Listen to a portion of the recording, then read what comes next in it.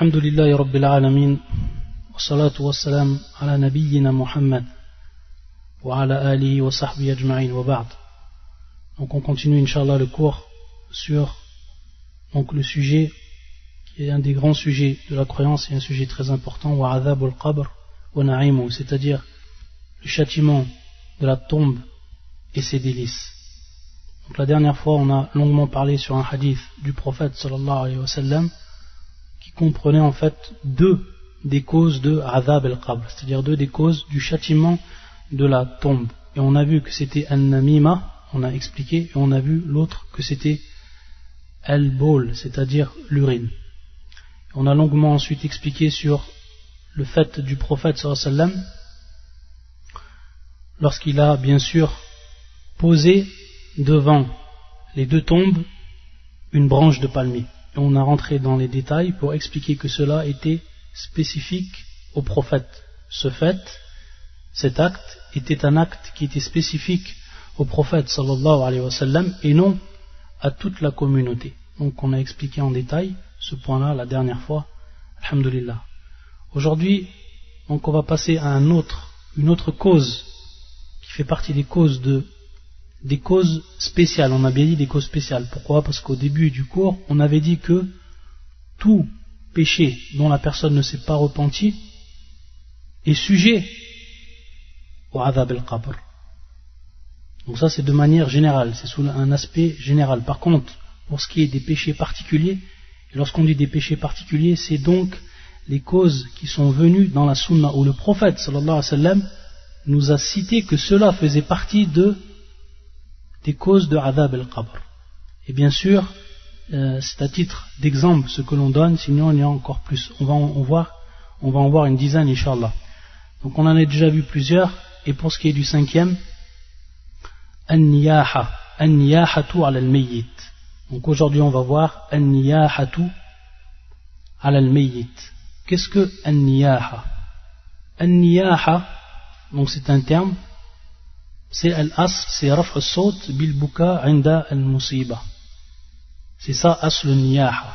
Donc an-niyaha, que l'on peut traduire par lamentation, ou que l'on peut traduire également par les pleurs auprès du mort. Et on va voir ici bien sûr que ça se passe auprès du mort.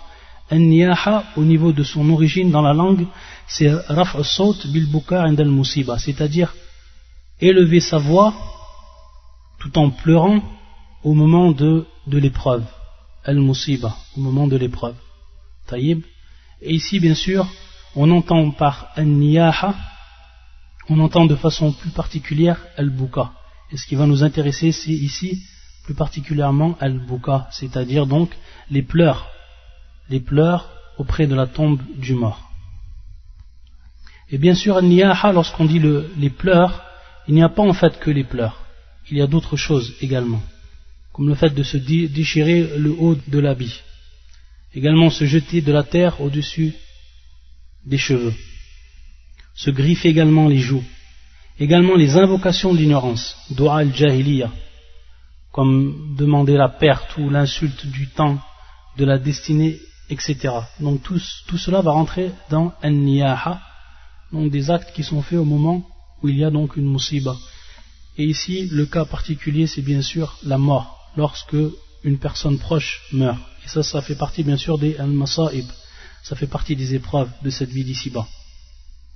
Et également, ce qui rend an-niyaha, et qui est important à savoir, et que l'on va prendre un hadith de Abdullah al-Bajali, Arfwan Jarir ibn Abdullah al-Bajali, radiyallahu ta'ala anhu, Jarir ibn Abdullah al-Bajali, qui fait partie bien sûr des Sahaba.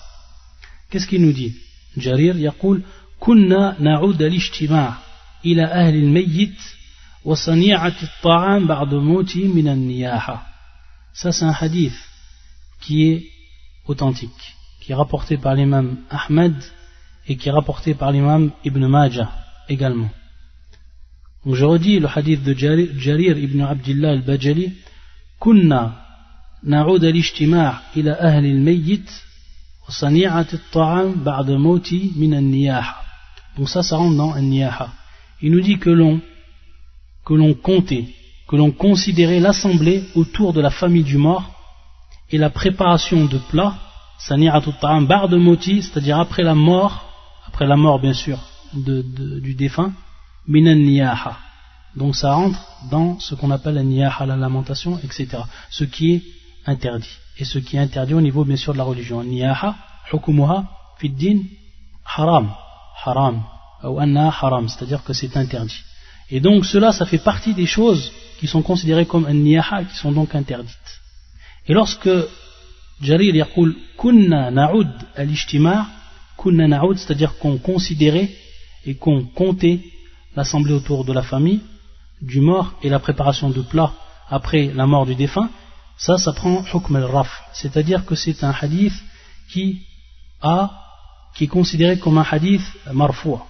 Pourquoi? Parce que c'est quelque chose qui était considéré du temps des sahaba et du temps de la vie du prophète sallallahu alayhi wa sallam. Donc c'est ce qu'on appelle, comme on l'avait déjà expliqué, hadha al-marfou' hukman, hadha hadithun marfou' hukman. Donc c'est donc une loi que l'on prend de ce hadith, vu qu'il est élevé de manière indirecte au prophète sallallahu alayhi wa sallam. Donc tout simplement il est clair le hadith. Le fait, et c'est quelque chose que l'on voit dans beaucoup de pays, malheureusement, c'est-à-dire que lorsque la personne, elle meurt, ils font une grande assemblée. Et ils préparent des plats, ils préparent à manger, les gens s'assoient donc, par moment ils prennent un espace bien précis, et les gens s'assoient, ils mangent, etc. Tous les gens viennent. Et donc ça, c'est ce qu'on appelle l'ijtima' ila ahl al-bayt. Ça, c'est bien sûr, ça se passe auprès de la famille du mort. Et également le fait, au sani'atut ta'am, le fait de faire de la nourriture, de préparer des plats. Et bien sûr, lorsqu'on dit préparer les plats, ce sera bien sûr au compte de qui? De la famille du mort. Ce sera au compte de la famille du mort. Et l'imam Shafi'i, il dit, par rapport donc à cela, yujaddid al-huzn, c'est-à-dire que cela, bien au contraire, renouvelle la peine des personnes. Renouvelle la peine des personnes. Par contre, pour ne pas tout mélanger, il faut savoir que faire ou préparer de la nourriture et l'envoyer à la famille du mort, cela, bien au contraire, c'est quelque chose qui est considéré comme mustahab, c'est-à-dire recommandé. Et cela, on le prend d'un hadith du prophète sallallahu alayhi wa sallam, annahu qal, isna'u li ahli Ja'far ta'aman faqad atahum ma yushkhiluhum. C'est-à-dire que le prophète sallallahu alayhi wa sallam, lorsque Ja'far est mort, il a dit isna'u li ahli Ja'far, c'est-à-dire préparer pour la famille de Ja'far de la nourriture. Pourquoi? Faqad atahum ma yushkhiluhum, c'est-à-dire il est advenu ce qui va les occuper, et qui est bien sûr la mort, qui est la mort de leurs proches. Donc à partir de là, c'est même mustahab, préférable donc que les personnes comme les voisins, etc., ils envoient donc de la nourriture à la famille défunt. Isna'u li ahli Ja'far ta'aman faqad atahum ma yushkhiluhum. Donc ce qui est blâmable ici, c'est l'assemblée auprès du mort et dans la famille du mort, l'assemblée, et ensuite bien sûr la nourriture, etc., qui est faite. Wallah al-musta'an. Et donc on a dit ici, et on va voir que le châtiment qui est considéré donc dans Al-Qabr, c'est un hadith du prophète sallallahu alayhi wa sallam qui nous dit, c'est un hadith qui est muttafaqun alayh, c'est-à-dire rapporté par l'imam al-Bukhari et l'imam Muslim. يقول النبي صلى الله عليه وسلم إن الميت يعذب ببعض بكاء أهله عليه. إن الميت يعذب ببعض بكاء أهله عليه. Et même dans une autre version, ببكاء أهله عليه. Donc sans ببعض بكاء أهله عليه. Donc deux versions pour le hadith. C'est-à-dire que le mort est châtié, yu'adhab est châtié à cause ببعض بكاء أهله عليه, à cause des pleurs de sa famille sur lui. Le mort, le défunt, donc au moment où il est dans sa tombe, yu'adhabu bi ba'di buka'i ahli alayh. Il est châtié à cause de certains pleurs, et donc dans notre version à cause des pleurs de façon générale, buka'i ahlihi alayhi, sur lui. Donc lorsqu'il pleure sur lui. Et bien sûr ici al-buka, c'est à titre de lamentation, à titre de bien sûr de lamentation, c'est-à-dire se lamenter et élever la voix, etc.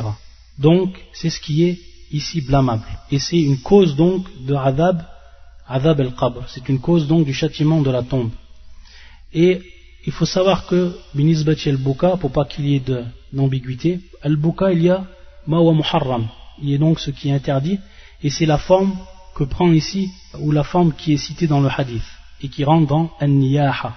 Par contre, il y a une autre forme de pleurs qui est mubah, c'est-à-dire qui est autorisée, et il n'y a aucun mal à cela, et on sait pourquoi, parce qu'on sait que le prophète sallam, lorsque son fils est mort, il a pleuré, salawatullah wa salam alayhi, c'est-à-dire que les larmes ont coulé de ses yeux.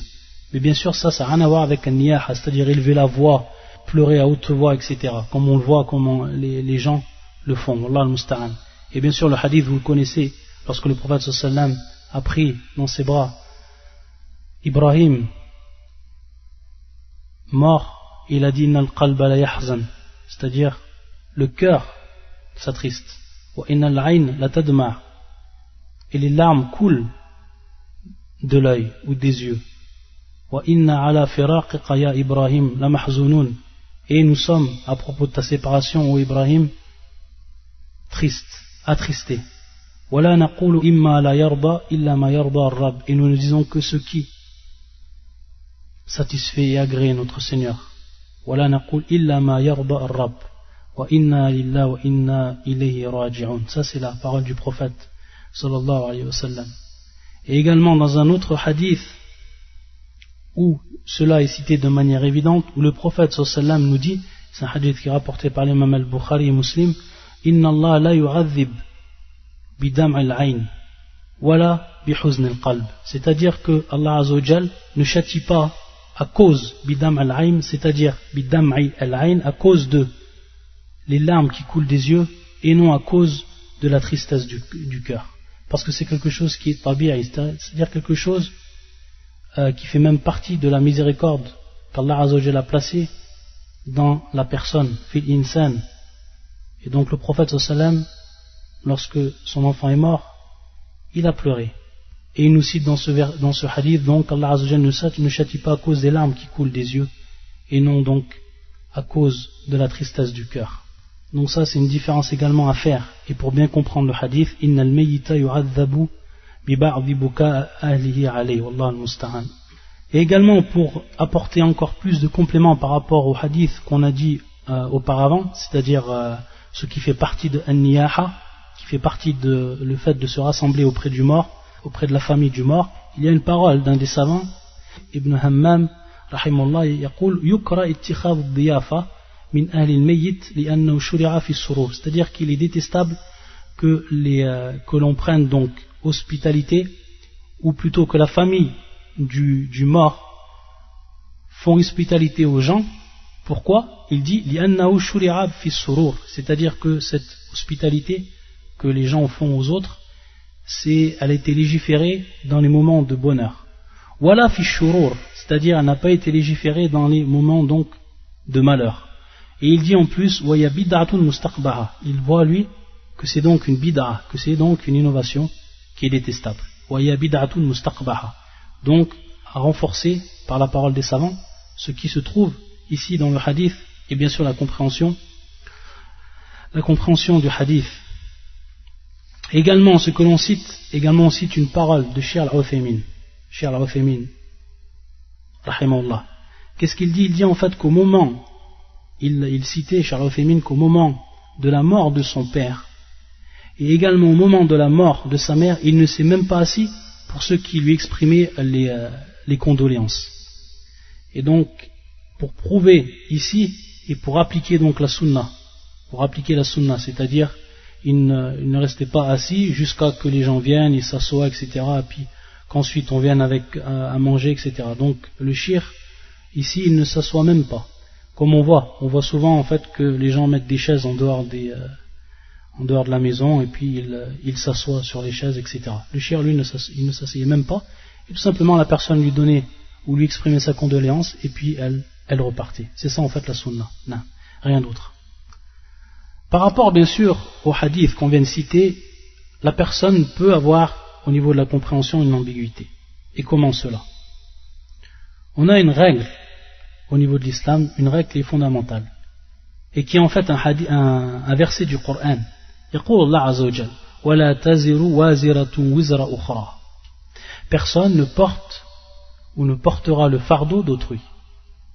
Et on voit ici que la personne est châtiée à cause d'un acte d'autrui, et qui est bien sûr les pleurs.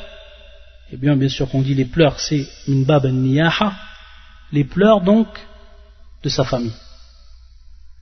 Alors à partir de là, les savants ils ont donné une réponse par rapport à cette règle qui est fondamentale dans l'islam et qui est bien sûr un verset du Coran, et par rapport à ce hadith du prophète sallallahu alayhi wa sallam. Donc ils nous ont expliqué comment on va najma' bayna hadha wa hadha, comment en fait on va assembler ou rassembler ces preuves. Et bien sûr ils ont eu des divergences, les savants, lorsqu'ils ont interprété le hadith. Il y a eu donc une divergence, et on va en citer certaines. Il y a eu plusieurs paroles, et on va en citer certaines. Le premier en fait, c'est l'avis de l'imam al-Bukhari. Le premier avis, c'est l'avis de l'imam al-Bukhari. Et comme on l'a toujours dit, l'imam al-Bukhari, son fiqh, sa jurisprudence, apparaît dans les chapitres qu'il écrit. Et il dit en fait, lui, il voit que ceci est une habitude, une conduite du mort durant sa vie. C'est-à-dire que c'est quelque chose que le mort faisait lui-même durant sa vie. C'est-à-dire que lui-même, il pleurait min bab al-niyaha, c'est-à-dire des lamentations devant les tombes de ses proches. Et à ce moment, au moment où lui, il meurt, alors, lorsque les gens vont faire comme lui exactement il faisait, et que c'était sa conduite durant son vivant, alors il va être châtié à ce moment-là. C'est-à-dire que le châtiment qui va le concerner, pourquoi? Parce qu'il faisait lui-même cette lamentation durant son vivant. Ce châtiment qui va lui concerner va être à ce moment-là, au moment où les gens, eux, vont pleurer sur lui, ses proches vont pleurer sur lui. Donc on voit ici qu'il est directement concerné par ce adab, par ce châtiment, et qu'il n'est pas en fait innocent. Donc à partir de là et à partir de la compréhension de ce hadith, on va ensuite comprendre donc, où on va s'apercevoir qu'il n'y a aucune contradiction avec le verset. Wala taziru waziratun wizra ukhra. Ça c'est le premier avis. Un autre avis qui est donné, et c'est l'avis de la plupart des savants, al-jumhur, c'est lorsqu'il commande à sa famille de le faire. C'est-à-dire lorsque le mort commande, ya'mur, il commande sa famille de faire cet acte. C'est-à-dire qu'il leur commande, il leur dit, lorsque je veux mourir, je veux que vous vous lamentiez devant ma tombe et que vous pleurez à haute voix, etc. Donc à partir de là, bien sûr, il est également responsable. Il est responsable et il porte le fardeau de ce péché-là. Ça, c'est également un avis qui est donné par les savants, et qui est le jumhur, c'est la plupart des savants. Un autre avis également qui est donné, et c'est l'avis de Abdullah ibn al-Mubarak. Abdullah ibn al-Mubarak, rahimahullah ta'ala, un des grands savants du hadith parmi les salafs. Abdullah ibn al-Mubarak, il dit lui, et même si c'est un avis qui va peut-être un peu dans un sens rejoindre le deuxième avis, mais qui va être un peu plus précis, il dit s'il ne commande pas de délaisser cela.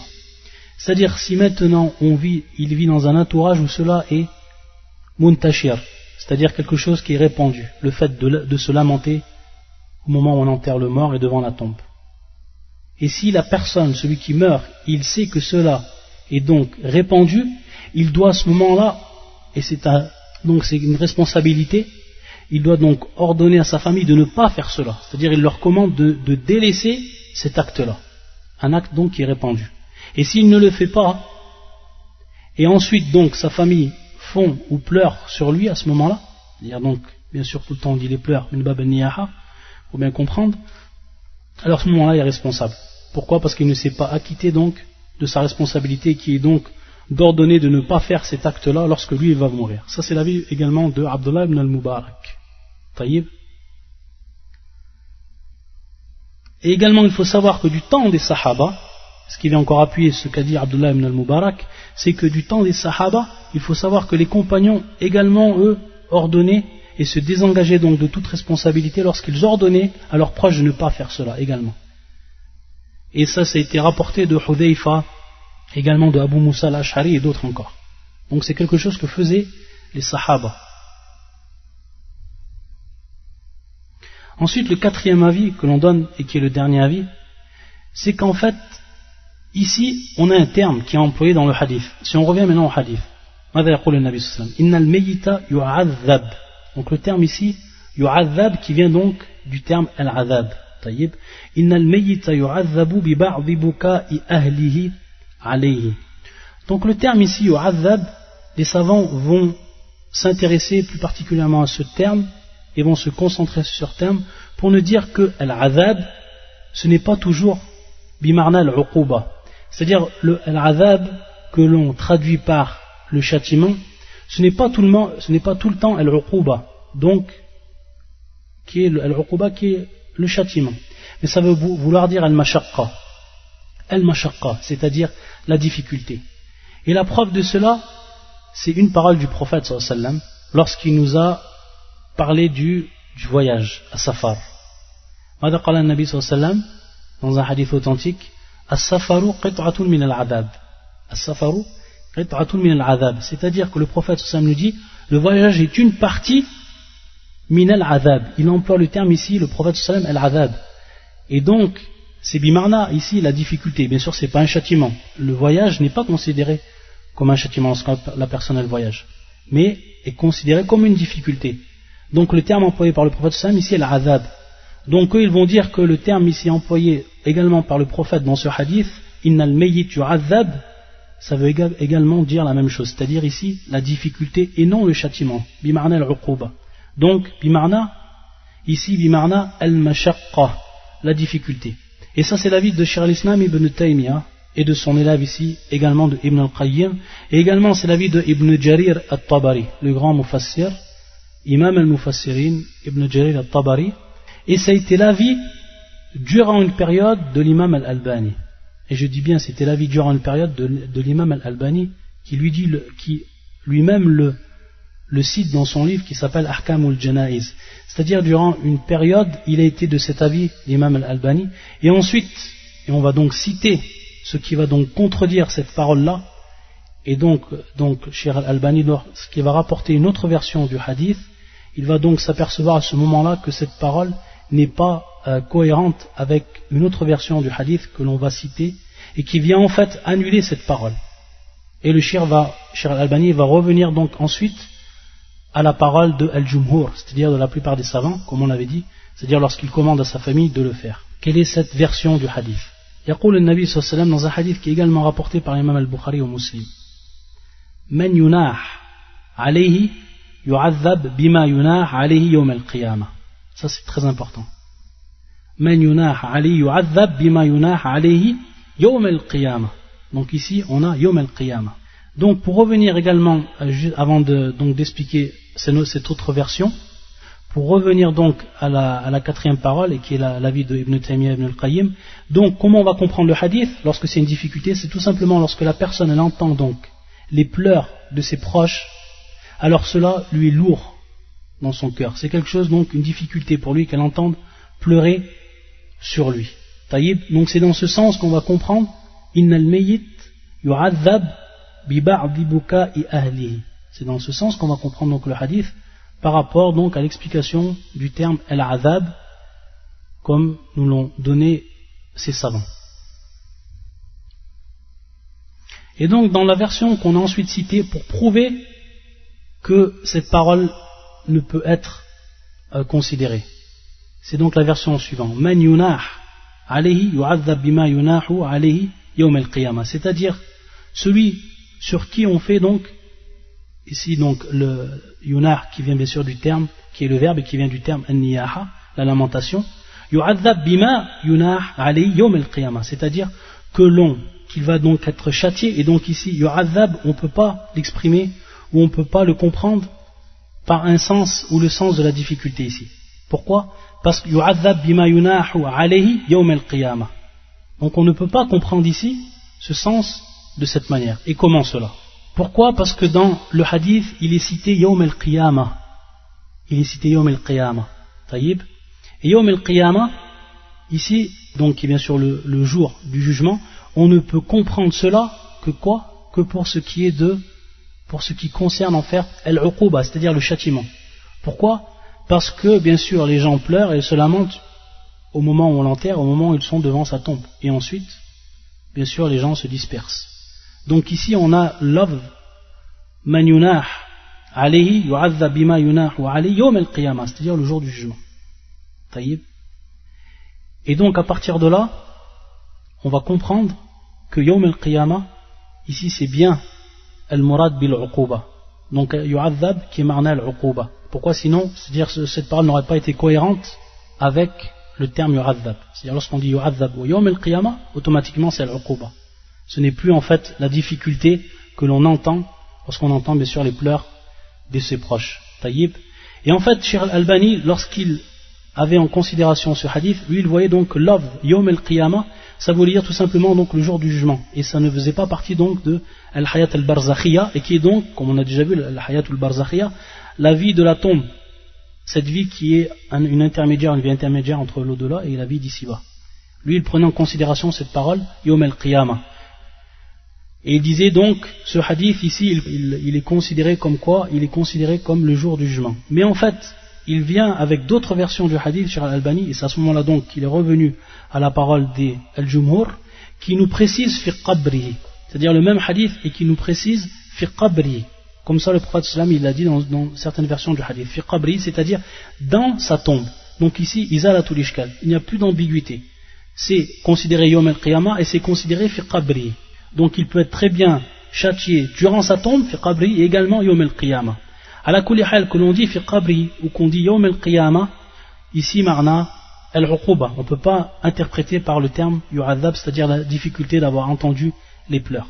Donc en fait, la parole, wallahu alam, qui est une parole que l'on prend en considération, c'est donc la parole d'Al-Jumhur, de la plupart des savants, et c'est sur quoi est revenu donc ensuite Cheikh Al-Albani, et qui est donc la parole de dire que c'est lorsque la personne commande à sa famille de faire cela, c'est-à-dire de se lamenter sur sa tombe. Wallah al-musta'an.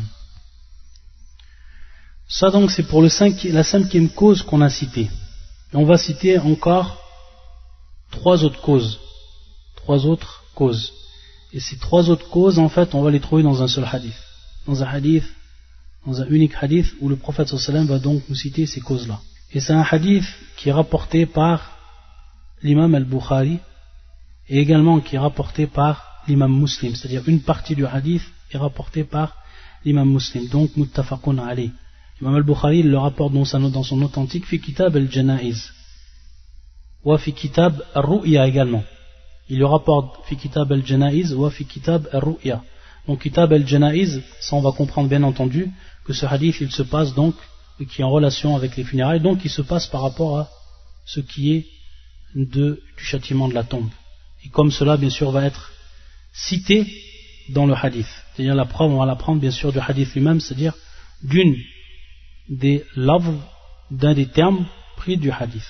Donc il le rapporte dans deux endroits, l'imam al-Bukhari, fi kitab al-janaiz ou fi kitab al-ru'ya, c'est-à-dire le livre du songe.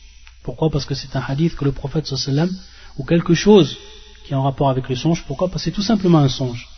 C'est ce qu'a vu le prophète sallallahu alayhi wa sallam durant la nuit, lorsque deux anges sont venus le prendre et l'accompagner donc, et ils lui ont fait visiter certaines choses. C'est un hadith bien sûr de Samura ibn Jundub. Donc c'est un hadith qui est un songe que le prophète sallallahu alayhi wa sallam a fait durant son sommeil. Ça fait partie de la révélation. C'est une des catégories de la révélation du prophète qui a été faite au prophète sallallahu alayhi wa sallam. Et pour ce qui est donc du songe, si on parle maintenant du songe à titre de rappel, il faut savoir en fait que lorsqu'on voit un songe, il y a des sunnas, c'est-à-dire il y a des choses à faire qui sont en relation avec la sunna du prophète. Et donc c'est simplement à titre de rappel, sans rappeler tous les hadiths qui concernent.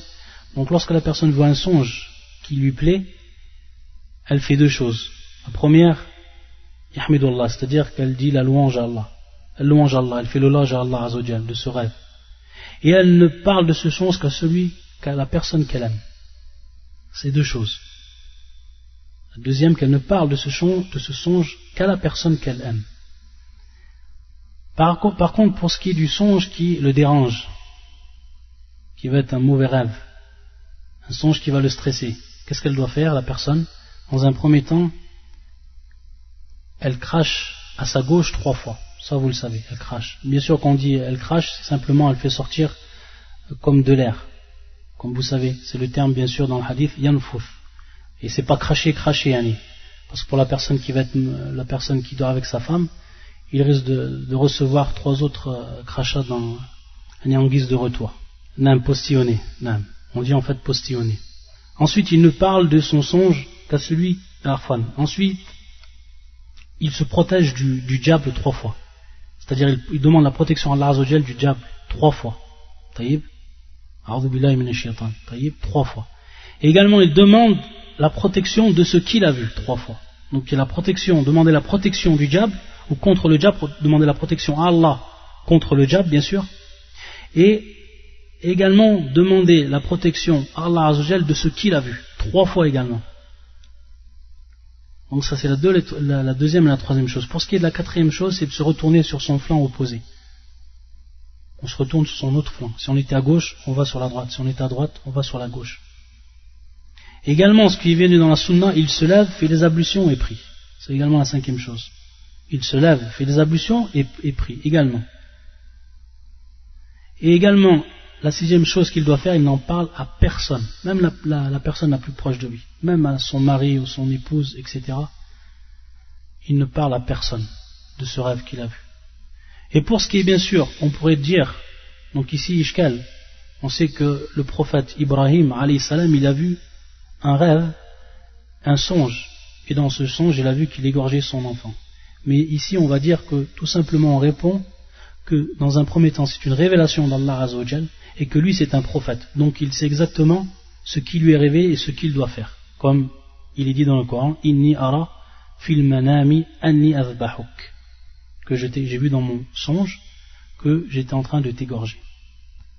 Également, une chose que l'on rappelle pour ce qui est du mensonge et qui est importante, c'est de faire attention à ne pas mentir en ce qui concerne les songes, et de ne pas rajouter des choses qu'on n'a pas vues dans le songe, c'est-à-dire même si on avait un songe, faire des rajouts, augmenter, gonfler le songe, comme on dit.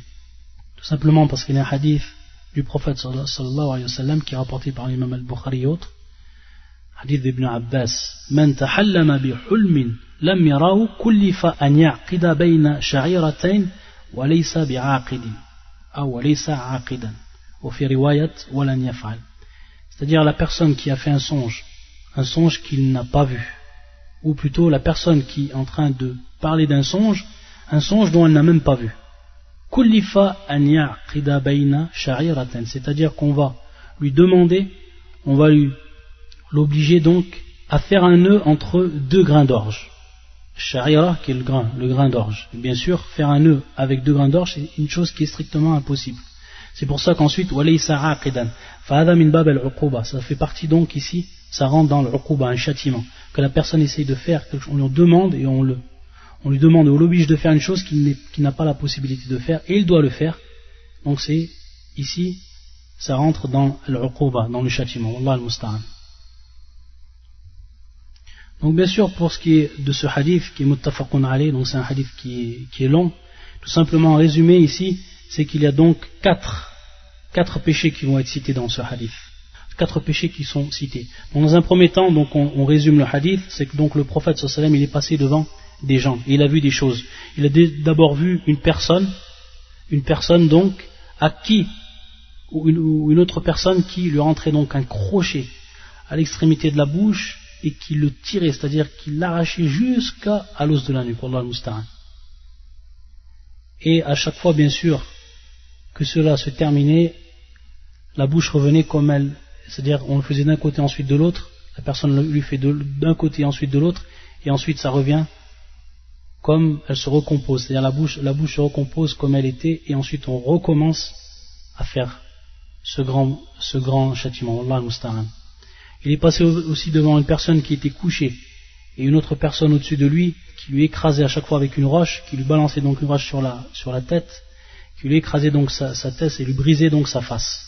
Et à chaque fois qu'il allait reprendre la pierre pour recommencer, également ici son visage, sa tête se reformait automatiquement, se recomposait automatiquement. Il a également vu, donc c'est ça un troisième, il a également vu des gens dans une sorte d'entonnoir, un embout qui est très large et l'autre embout qui est très très serré, donc comme un entonnoir qu'on placerait à l'envers.